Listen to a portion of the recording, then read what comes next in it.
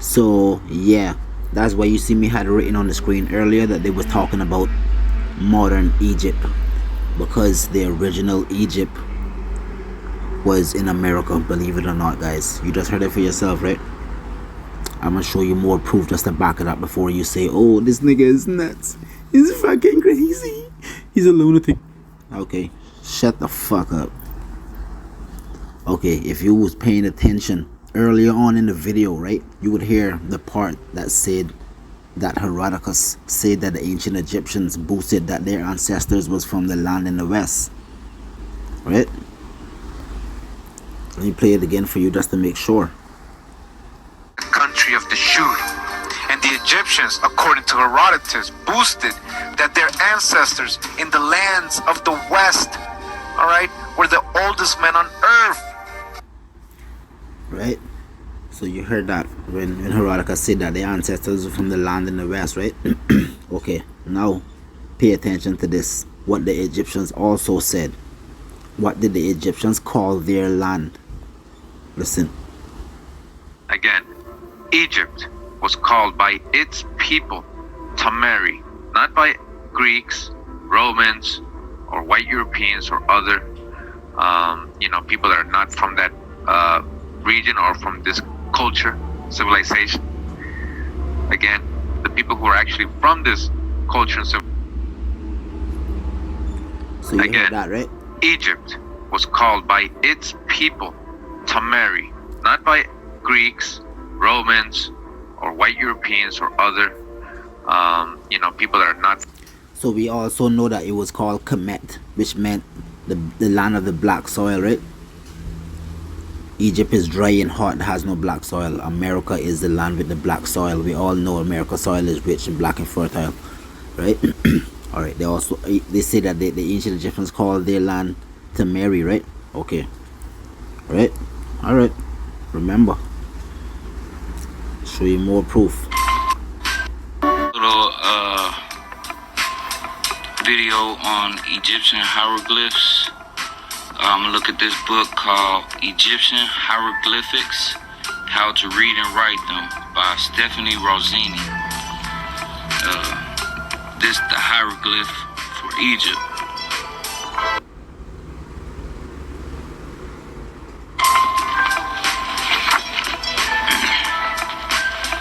It's another hieroglyph for the same word, Egypt. But this one says Tamari, something like that. Now that's what I want to look at, Tamari. Why is there two hieroglyphs for Egypt? Why is there two hieroglyphs Go for to this Egypt? map right here. Type in Tamaricans or DeSoto map, Florida. And this is a map of Florida. Whoever made the map, I guess, either knew that it's Egypt or part of Egypt. What does that say? Tamaricans, right? Go West Van, Florida. The Tamaricans. Okay. Tamaricans. Listen. The Americans call their land Americana, or the Americas. Some people even called it directly America. You understand? Long before Amerigo Vespucci got there, bro. Stop the foolishness, stop the nonsense. You understand? Stop the nonsense. The Americans call themselves Tamaricans. They call their land Tamari. Tamari meant the beloved land, the blessed land, bro. You understand? You think that this is a coincidence? You think this is a coincidence? I showed you all of the proof earlier on that the ancient Egyptians followed the people from South America. You seen all of that proof. You seen all of that proof, guys. You understand? You seen all of that proof, bro. The pyramids, the mummies in Peru are older. Are the oldest mummies on earth. The pyramids in the whole South America, Mexico, Peru, and all of those pyramids are older. Are the oldest pyramids on.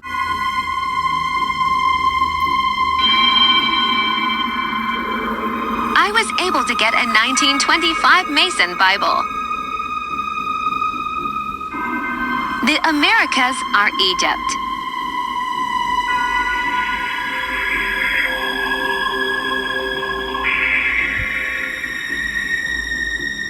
Explain this.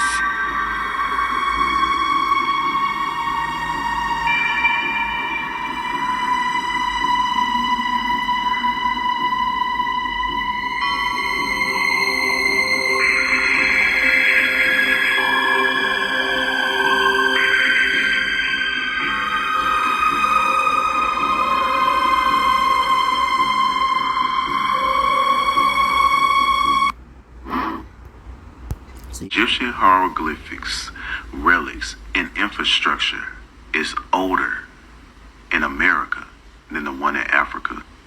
Look at this photo. Here's another one. I know it's the same one.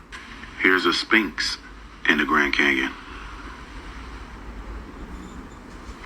Here's a temple in the Grand Canyon. More temples in the Grand Canyon. A statue in the Grand Canyon. Sacrificial grounds in the Grand Canyon.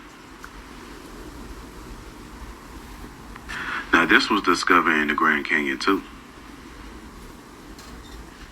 It is now located in the Smithsonian Institute at Washington, D.C. And clearly you can see that they said that they found it in the Grand Canyon. The back two artifacts are from, I can't really pronounce those names, but yeah, hieroglyphics. Grand Canyon artifacts. Read it for yourself. The pyramids of the Grand Canyon is off limits. Areas in Egyptian relics. Why is it off limits? But any tourist can go explore the Egypt in Africa. Here's another statue that was found in the Grand Canyon that is off limits. It's just a statue. Why is it off limits? Could it be something there that they don't want us to know? That can destroy all this fake history that they put in out today with the fake years? Here go another Egyptian artifact with Hebrew letters on it. That's that paleo. Another statue with hieroglyphics.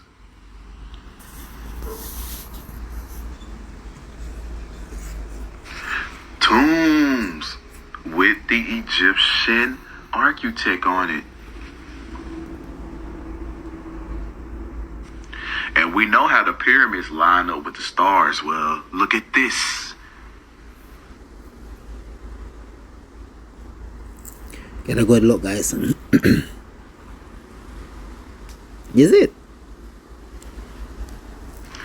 More infrastructure and hieroglyphics. So how long is we going to continue to believe in this fake history that they're producing today? And so yeah, I know it's confusing, but if you look at this old pseudo map, this is supposedly an old pseudo map of the world before it was broken up into different sections. If you look at it, pay attention. Really pay attention. Really look at the globe and look at the world today, a map of the world today, and look at South America and look at Africa, and you can close those together. You can see that was broken apart. Look at it.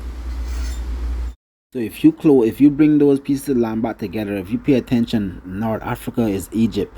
You bring that in, Memphis is right there where it says United States, around that area. So I'm going to show you something else and tell me if this is a coincidence again. The Mayas and the Aztecs both have a story that is almost identical to the story of Exodus with Moses. Pay attention and listen up closely. Kukulkan in Mayangari, legend of myth, aka Quetzalcoatl, Kukulkan parted the sea and then led the people 40 years in the wilderness. After 40 years of wandering, they finally reached Chichen Itza, where they established their capital, the Popol Vuh. Page 67. So it says, comparison to the Mayan Chichen Itza, the Hebrew Sheshin Itza, phonetic, Sheshin Itza, Chicken Itza. It says Genesis 21:12 states that Abraham's descendants shall be called by the name of Isaac. Isaac. Hebrew meaning Hukuk, lawgiver. Law, highest. Khan, priest, yup. Khan, priest. Comparison to my Kukul Khan. Phonetic Kukuk and Khan, law-given high priest. That's what Kukul Khan means. Moses was a high priest. The biblical equivalent of Kukul Khan clearly is Moses. There can be no other conclusion. Was Moses a high priest? Yes, he spoke face to face with Yahweh. Miski, Moshe, look, Wikipedia means Moses. Moshi is the given name of the biblical figure Moses, according to the Torah. It says the story of the Exodus to what is now Mexico City contains elements that are unmistakably like those of the Moses myth. For example, the Aztecs. For example, the Aztecs were enslaved for a number of years by an evil king. Then a prophet, Meshi, led them on their search for the promised land. Meshi, from whom they acquired their own tribal name, Mexica, like what the Phoenicians spoke. So Meshi, right? So if you remember from the first video, what does the word Meshech mean? In Aramaic language that the Phoenicians generally spoke, Mexica, just like what the Aztecs were called, Mexica. The real word for Meshech means Messiah. In Turkish, a similar word means Messi or Meshi. This is the same, people, etymology, study it.